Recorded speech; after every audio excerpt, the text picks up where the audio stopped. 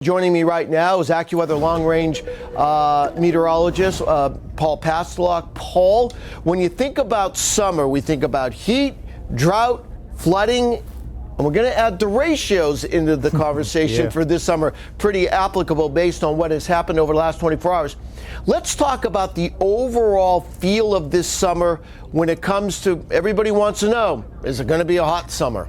I think so. I mean, there's going to be many places that typically is not that hot is going to be hot this year. And we're talking, more the Northwest, the Northern Rockies, and the high plains. They could be sizzling at times, 90-plus strings going on throughout the course of the summer season.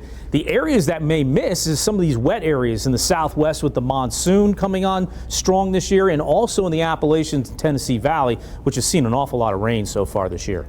And this is something I know the Southwest people that live in El Paso, in Albuquerque, in Phoenix, you are projecting let's say at least a normal monsoon in this part of for the Southwest? Yeah, the more we look at it and we check the boxes, I do a checklist when I do the monsoon forecast.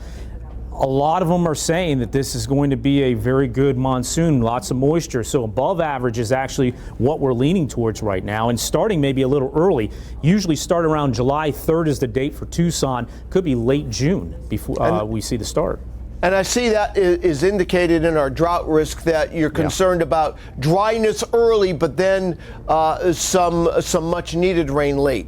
Yeah, and be careful because the initial moisture that does come up can lead to more we call dry thunderstorms that can kick off more fires early on in the monsoon. But once it starts getting more and more moist, that area will start to take over and things will benefit. But you look at this drought map, we're at 40%, near 40% coverage so far to date. Last year, it was much less. It was about 18% at this time. So much more widespread, especially in the plains and also on the East Coast as well, which should see some improvement. But I don't think it's completely going to go away, Bernie, on the East Coast. So still a fire risk as well in the Carolinas and Florida, at least through the rest of the spring and early summer.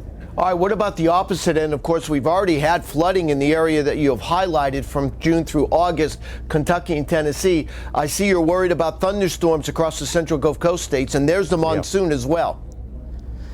Yeah, Bernie, the pattern that we're seeing here coming up is basically these upper level disturbances coming in underneath this big area of high pressure that will form across the northern U.S. And that will be good for Texas, the Gulf Coast, besides outside of tropical development that could take place and bring more moisture. That's why we're focused more on East Texas, Louisiana, and Mississippi as far as the high flood risk goes. But the monsoon coming on in the Southwest, that should also produce some flooding, especially in the months of July and August. Really quickly, we have about 20 seconds, Paul.